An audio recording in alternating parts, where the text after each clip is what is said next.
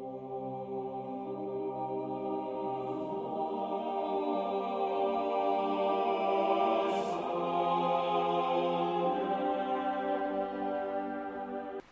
n'est rien de plus facile que de s'imaginer gravement malade et dans une chambre d'hôpital. Vous savez que ça peut nous arriver à tous.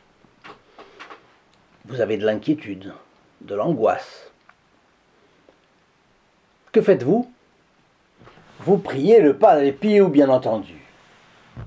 Eh bien, aujourd'hui, je vous ai trouvé un témoignage de quelqu'un de foi, Umberto Stefani, italien, qui a su garder le calme malgré des circonstances pénibles.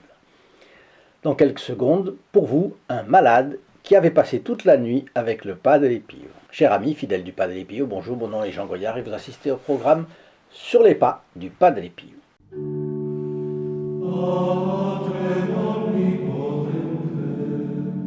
C'est donc le fils de Giuseppe Stefani qui raconte: mon père, Giuseppe Stefani, était fort dévoué au Padre Pio, qu'il avait rencontré en décembre 1952, s'étant confessé avec lui.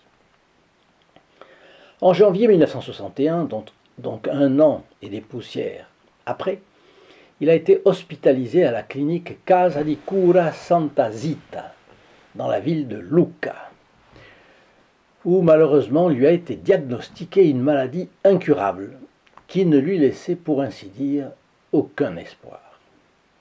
Je crois que ça devait être un cancer. À l'époque, vous savez qu'on guérissait très mal les cancers. Aujourd'hui, grâce à Dieu, on guérit une énorme proportion de cancers. Après quelques mois de souffrance aiguë, il me demanda d'aller à San Giovanni Rotondo pour parler avec le Padre Pio et lui demander sa prière auprès de Dieu, entre autres intentions pour être guéri, on s'en doutait bien. Ma famille avait de très bonnes relations avec le Padre Onorato Marcucci. Et lorsqu'il passa dans notre ville, au mois de septembre, je lui en ai parlé. Et nous avons convenu d'une rencontre auprès du Padre Pio. Le jour de mon arrivée à San Giovanni Rotondo, j'ai été accompagné par le bon frère jusqu'à la cellule du Saint Capucin, auquel j'expliquai l'état de mon père et son désir d'être guéri. Il m'a écouté paternellement et m'a promis de prier pour lui. Après la conversation avec le Padre Pio, j'eus cependant le pressentiment que la guérison ne viendrait pas pour notre malade. Soit dit entre nous, vous savez, les pressentiments ne sont pas toujours vrais. Il y en a qui correspondent, il y en a qui ne correspondent pas.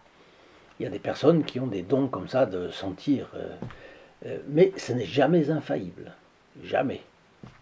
Et donc, quand on a ces dons-là, il faut faire très attention parce que le démon s'y met très facilement. Bien, mais c'est un aparté. De retour à Lucca, j'assurai à papa que le saint lui avait donné sa bénédiction et avait montré beaucoup d'intérêt et d'affection pour lui. Et de fait, Padre Pio l'avait fait d'une façon palpable, au-delà de ce que j'aurais pu imaginer, en se penchant vraiment de tout son cœur sur les intentions que je lui avais présentées. Vous savez, cela arrive, ça. On rencontre des personnes qui sont polies,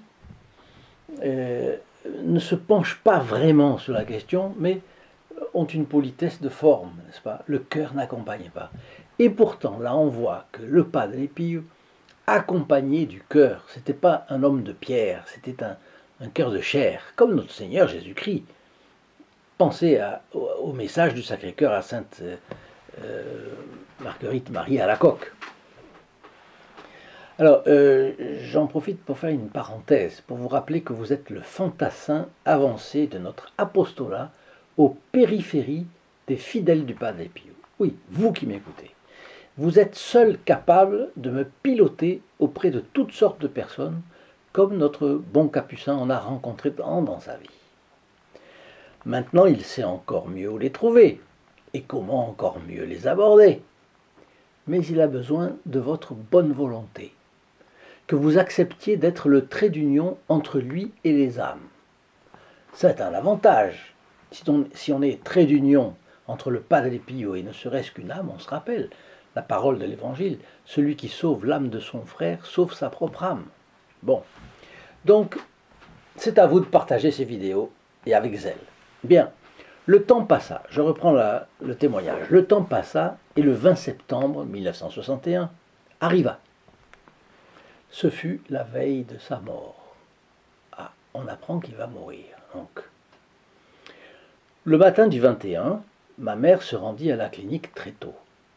L'infirmière de cette équipe, qui était une religieuse, s'approcha d'elle et lui demanda « Madame, qui est le moine qui a quitté la chambre de votre mari si tôt ce matin ?» Ah, vous avez tout à fait deviné de quoi il s'agit. Ma pauvre mère ne savait que répondre. « Peut-être un des prêtres de la chapelle de la clinique qui sera passé pour une visite, dit-elle. « Non, non, ce n'était aucun d'eux, répondit la sœur. Et effectivement, la religieuse, on suppose qu'elle connaissait tous les prêtres de cette chapelle. Maman accourut à la chambre de papa. Elle le trouva serein, sans douleur, très calme. Elle pensa que cet état se devait aux médicaments à base de morphine qu'on lui administrait dans les moments de grande douleur. Il fit signe à ma mère de s'approcher et lui dit « Tu sais, j'ai pu passer toute la nuit auprès du Padre Pio. Nous avons prié ensemble. J'espère qu'il obtiendra la grâce de ma guérison. Voyez une chose, imaginez de prier toute une nuit, vous, avec le Padre Pio. Et vous pouvez le faire. Un jour d'insomnie, un jour d'angoisse, un jour d'inquiétude. Vous savez que le Padre Pio disait que l'inquiétude, l'angoisse, c'était des façades derrière lesquelles se trouvait le démon. Le démon profite de nous comme ça. Alors, priez le Padre Pio. Qui sait s'il ne viendra pas tenir votre main dans les moments d'affliction, de maladie? Mais oui, je suis absolument sûr, il suffit de lui demander. Bon. J'espère qu'il obtiendra la grâce de ma guérison, dit le malade. Et le malade passa la journée sereinement, même si d'heure en heure son état s'aggravait. Et cela jusqu'à ce qu'à 22h15, il s'est éteint. Giuseppe Stefani a espéré être guéri jusqu'au dernier moment, disait son fils. Padre Pio l'avait accompagné jusque dans le royaume de la lumière et de la paix. Et comment? Eh bien, Dieu nous traite tous de la meilleure façon possible. Nous savons que si quelqu'un meurt, Dieu lui aura donné dans sa vie toutes les grâces dont il avait besoin pour sauver son âme. Mais Dieu n'exauce pas toujours comme nous voulons. Nous venons de voir que Giuseppe Stefani s'est trouvé au ciel plus vite qu'il n'avait pensé, mais n'est-ce pas ce qui compte? Parce que le ciel, c'est pour l'éternité. Ici, la vie, c'est quoi? 60, 70, 80, 90 ans. Parfois, quand on est entre 90 et 100 ou 110, on préférerait parfois ne pas y être arrivé. Donc, nous voyons que le plus important, c'est bien de se retrouver au ciel. Et ça a été un signe.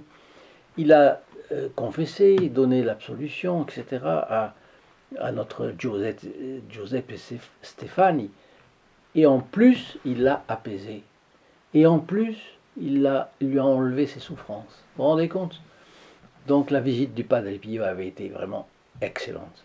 Eh bien, souhaitons-le à tous les malades que nous pouvons connaître, bien entendu. Et si vous avez aimé cette vidéo, mettez votre commentaire, votre like, et puis nous nous retrouvons demain. Au revoir. In nome del Padre, del Figliolo e dello Spirito Santo, e così sia. Sia lodato Gesù e Maria, e